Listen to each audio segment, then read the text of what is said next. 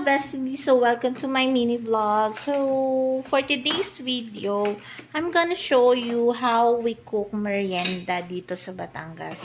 So, for today's craving, we're going to cook, look at this. This is gata with muscovado sugar.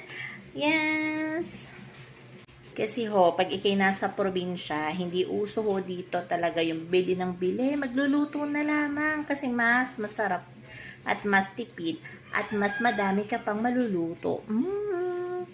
Well, ano nga bang tawag dito? Sinukmani yata or biko. Basta ito ay gata, tapos nilagyan ng sugar, tapos nalagyan ko ng tabliya na binili ko doon. Teka, wait. Pakita ko sa inyo yung tabliya. Ayan.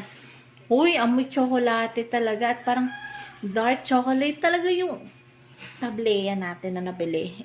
150 itong tab na to kasi hindi talaga yung iba to. Hindi to yung nabibili sa palengke kasi ang alam ko gawa to ni na Ma'am Wing, yung nag-retire na dati namin ka-work. Ma'am Wing, I miss you so much. Doon hindi niya mapapanood tong vlog na to kasi hindi ko naman siya follower sa TikTok.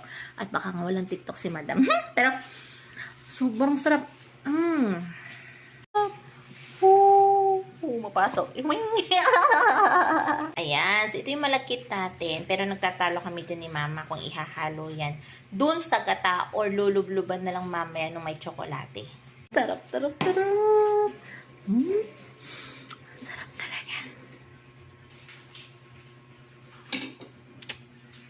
Ayan, no? Tingnan nyo. Alam nyo, yung kapag, yung tawag dito, feeling ko, bagong gawa kasi to. Tapos nilagay namin sa rep kasi basta sarap pa. Sarap kainin. Parang sarap pa kayo.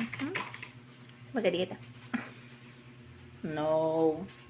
Lagyan natin yan dun sa ating niluluto. Mamaya papakita ko sa inyo kung anong kinatapusan. So, letters.